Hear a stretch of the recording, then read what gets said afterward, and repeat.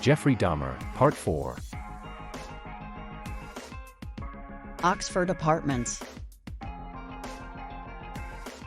1990 killings. On May 14, 1990, Dahmer moved out of his grandmother's house and into apartment 213 at 924 North 25th Street, taking Sears' mummified head and genitalia with him. Even though it was in a high-crime area, the apartment was close to his job, was fully furnished, and cost only $300 per month, which covered all bills except for electricity. Raymond Smith was Dahmer's sixth victim. He killed him less than a week after he moved into his new apartment. Smith was a 32-year-old man who worked as a prostitute.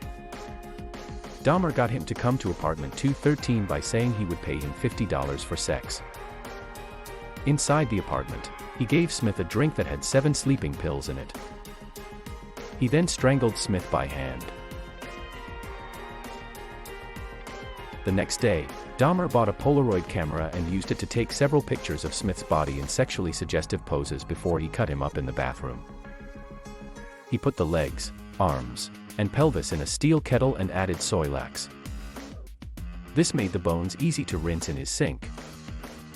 The rest of Smith's bones, except for the skull, were broken down by acid in a container. Later he sprayed paint on Smith's skull and put it on a black towel inside a metal filing cabinet with Sears' skull. About a week after killing Raymond Smith, Dahmer lured another young man to his apartment on or around May 27th. On this occasion, Dahmer accidentally drank the drink with the sleeping pills that was meant for his guest. When he woke up the next day, he saw that the person he had planned to rob had taken some of his clothes, $300, and a watch. Dahmer never told the police about this, but he did tell his probation officer on May 29th that he had been robbed. In June 1990, Dahmer got a friend named Edward Smith, who was 27 years old, to come to his apartment. He gave Smith drugs and choked him. This time, instead of acidifying the skeleton right away or bleaching it like he had done before, which had made the skulls of his other victims fragile, Dahmer put Smith's skeleton in his freezer for a few months so it wouldn't hold any water. The skeleton did not lose moisture when it was frozen, and a few months later, the bones of this victim became acidic. Dahmer broke the skull by accident when he put it in the oven to dry, which caused it to explode. Dahmer later told police that he felt rotten about killing Smith because he couldn't keep any of his body parts. Jeffrey Dahmer, thinking back on why he took pictures of his victims and kept parts of their bones, said, "It was my way of remembering how they looked and how beautiful they were. I also wanted to keep their bones, because if I couldn't keep them there with me whole, I could at least keep their bones." Less than 3 months after killing Edward Smith, Dahmer met Ernest Miller, a 22-year-old Chicagoan, outside a bookstore on the corner of North 27th Street. Miller agreed to go with Dahmer to his apartment and let him listen to his heart and stomach for $50. When Dahmer tried to give Miller oral sex, Miller told him, "That'll cost you extra." Dahmer then gave Miller a drink with 2 sleeping pills in it. This time, Dahmer only had 2 sleeping pills to give the person he was killing.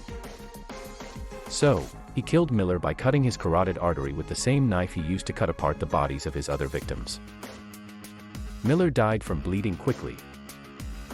Dahmer then took several suggestive Polaroid pictures of the naked body before putting it in his bathtub to be cut up.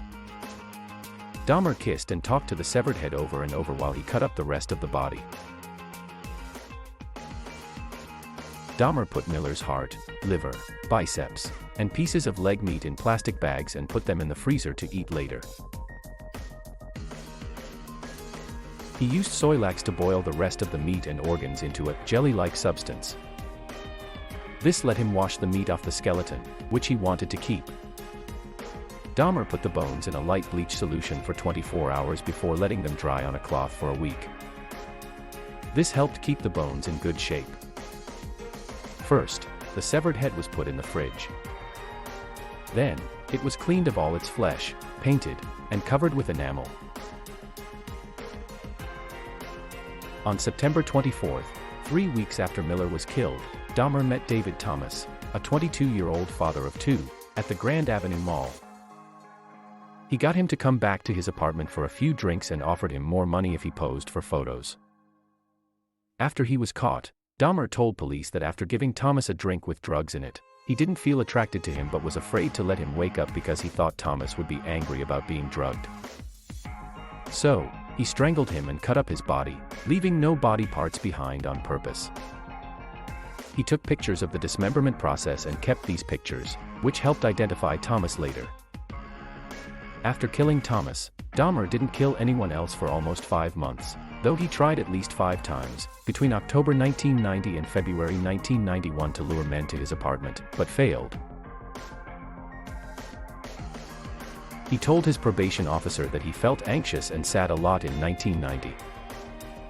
He talked a lot about his sexuality, the fact that he lived alone, and money problems. Shortly before Thanksgiving, he told the officer that he was scared to see his father and younger brother.